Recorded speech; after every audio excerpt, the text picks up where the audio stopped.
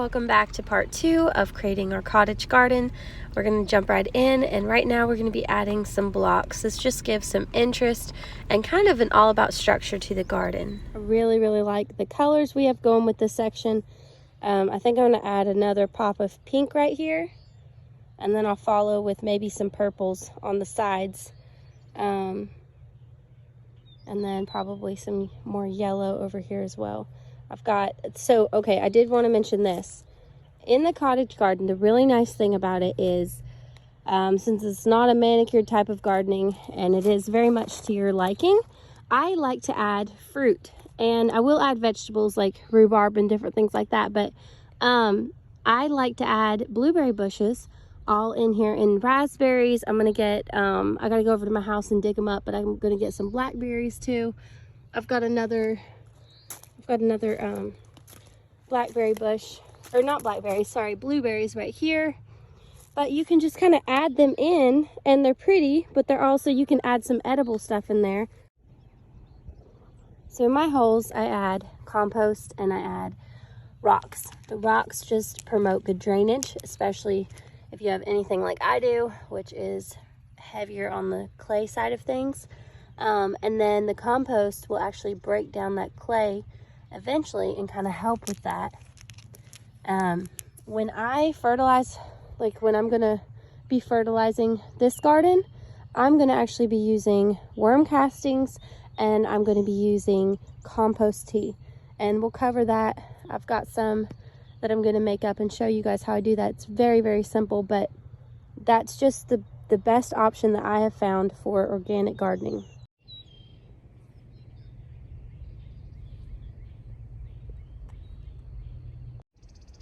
We're working our way around, and now I've got a hole right there. I'm trying to figure out if I like that plant right there.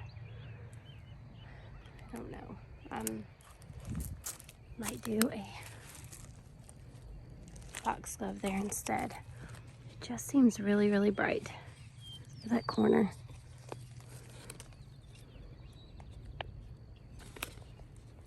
That right there.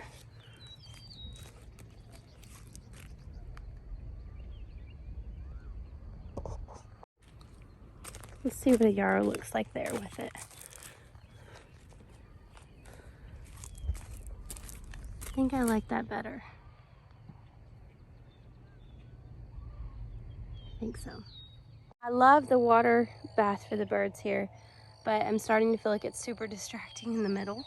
And since I have the whiskey barrel planter right there, I think I'm gonna just move the bird bath somewhere right here for right now and see how that feels, and see if it just balances out a little bit, because I don't know, I'm starting to feel like it's a bit distracting in the garden. I like this so much better without the bird bath. It was kind of distracting, so I moved it over there, and I really like it. So we will see where we are in just a bit, but I'm really liking it there so far. All right, so we're making our rounds. I'm digging holes right here. I've got all of this stuff in the ground that I was happy with their colors, and I'm just slowly putting in block as I come around. I'm gonna do it totally different there because I have my planter right there. I'm just thinking I may do some pots all around that area. We will see. We'll see. I just kind of do it as I go along, but I've got a bunch of lavender here, so I'm thinking about making a nice little lavender row right here. I don't know. This is literally how I put my gardens together. I just do it as I go along, and I basically dig a hole, I put the plants in the hole, not like, I just sit them down in their pots and just look, and then you kind of get an idea of what you want. But I think the nicest way to go about it personally, this is, you know, yeah, no, that's not a ladder, buddy. The nicest way to go about it, in my own opinion, is just adding the color in different places and not just like bunching the colors all together. But that's just what I like. You can totally do something completely different yourself. When I'm putting my pavers in, I will literally just take them and kind of work them in the ground like that. But then you can see I will take like clay or rocks and kind of prop them up against something. And then I'm going to go back in here and I'm going to cover it all with mulch, or probably with some pebbles. But that's just a good way to keep it secure so that they're not like falling backwards or anything. I wanted to show you guys another example of tucking away edible plants in your cottage garden. So I've got a hole right here, so I'm just going to put some strawberries. And these strawberries, keep in mind, they're going to put off runners and they're going to grow all in your flowers. So if you don't want strawberries everywhere, you don't want to put them here. But I love, like, to me, it just seems like a great problem having strawberries all over the place. All right, slowly making my way around. And now I've got my lavender. It's not in the ground. I'm going to show you. Lavender is one of the easiest things to grow because it's very drought tolerant. But a lot of times people say it dies for them. And I lost probably 12 lavender plants until I figured out what was going on. You can see I have rock piled up pretty heavy around my lavender.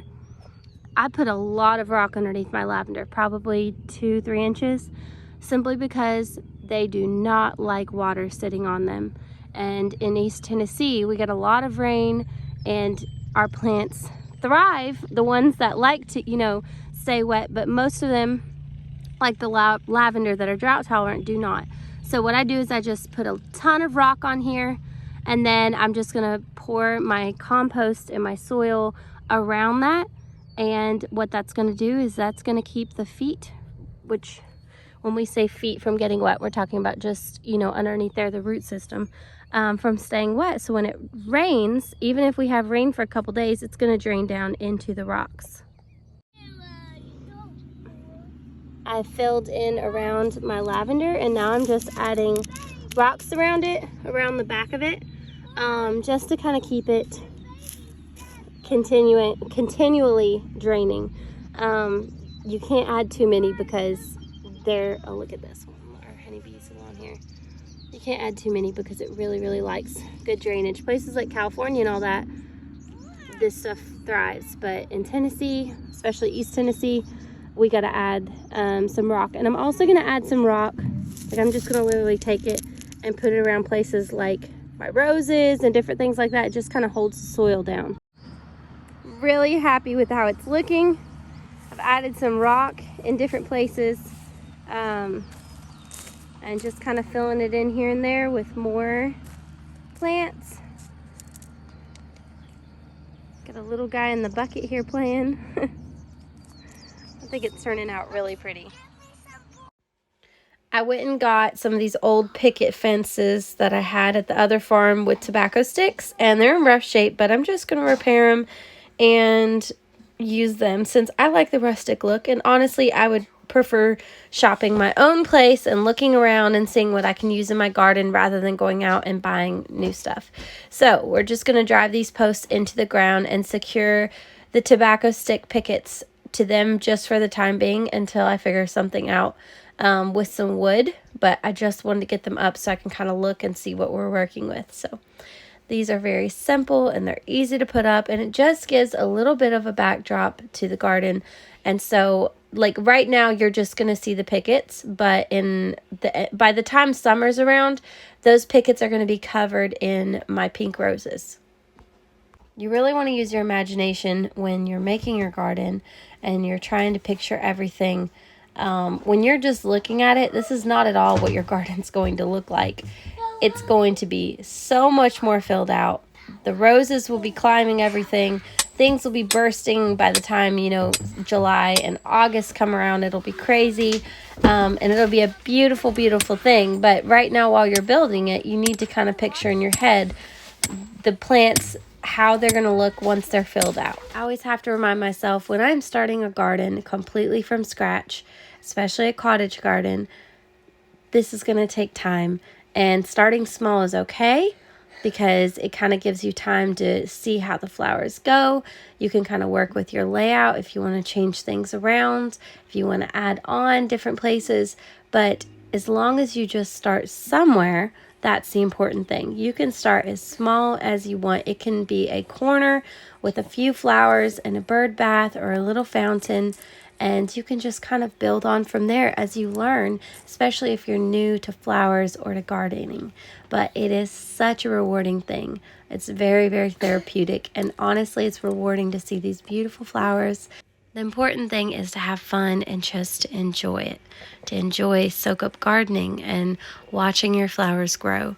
I always say this, but if I had to have a manicure garden, I would not enjoy gardening, and I probably wouldn't do it at all.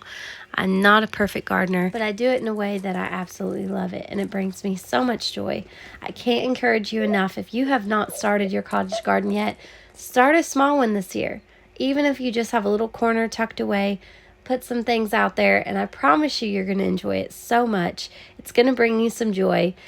Now, this is not done yet, and which it probably never will be done. I will always be adding on to my garden.